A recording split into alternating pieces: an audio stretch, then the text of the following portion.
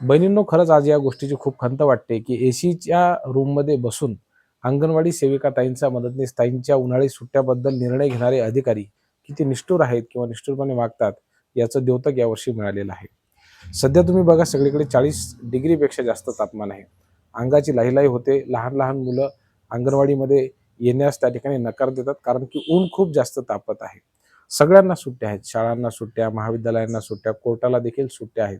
म्हणजे पहिलीपासून पुढचे 6 वर्षाच्या पुढचे जेवढे काही विद्यार्थी आहेत, त्यांना त्या ठिकाणी सुट्ट्या देण्यात आलेल्या आहेत.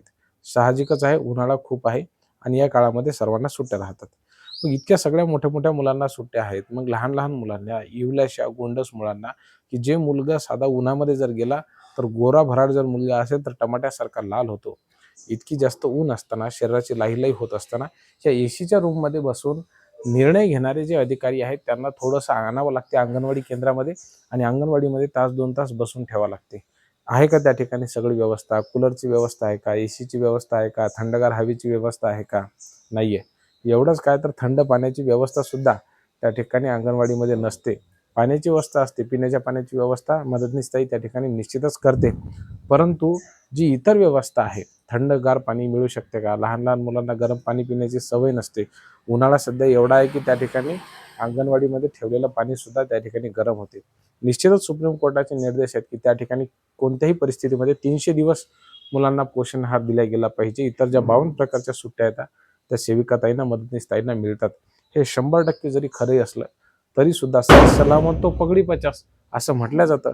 म्हणजे काय विद्यार्थी मित्रांनो, त्या ठिकाणी कोणत्याही परिस्थितीमध्ये सेविकाताई आणि मदतनीस उन्हाळ्याची सुट्टी भेटायला पाहिजे. म्हणजे सेविकाताईंना भेटायला पाहिजे असं आमचं म्हणणं नाही, परंतु जी इवलीशी चिमुकली गोंडस मुलं आहेत, की जी मुलं अंगणवाडीमध्ये येण्यास नकार देतात, त्यांच्या तब्येतीवरती परिणाम होऊ शकतो, त्यांची तब्येत बिघडू शकतो.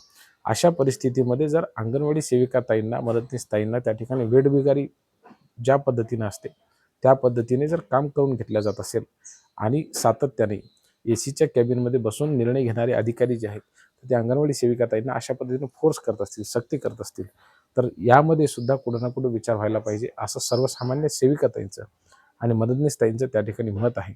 आणि हे मत काही चुकीचं आहे अशातला काही प्रकार नाही आहे.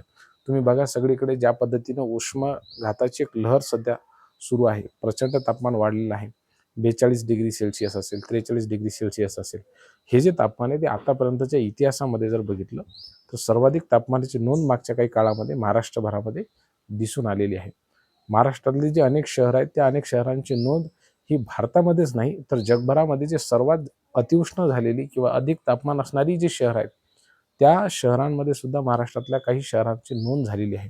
मग अशा परिस्थितीमध्ये जर अशा पद्धतीने निर्णय होत नसेल, तर ते कुठंतरी विचार करण्यासारखी गोष्ट आहे. आणि म्हणून राज्यकर्त्यांना, धोरणकर्त्यांना आणि विशेषतः एसीमध्ये बसून असणाऱ्या सर्व अधिकाऱ्यांना आमची नम्र विनंती आहे, कळकळीची विनंती आहे, की अंगणवाडी सेविकाताईंच्या आणि मदतनीसताईंचा उन्हाळी सुट्टीचा जो प्रश्न आहे, तो कोणत्याही परिस्थितीमध्ये मार्गी लावावा, जेणेकरून त्यांना न्याय मिळेल. आणि जे लहान लहान मुलं आहेत, इंग्लिशी गोंडस मुले आहेत, त्यांच्यासुद्धा आरोग्यावरती, त्यांच्या प्रकृतीवरती कुठल्याही पद्धतीचा परिणाम होणार नाही, याची सुद्धा दक्षता घेतली जाईल. आणि पालकांना सुद्धा थोडंसं चांगलं वाटेल, की चला, एक चांगला निर्णय त्या ठिकाणी घेतलेला आहे, विद्यार्थ्यांच्या हिताचा निर्णय घेतलेला आहे.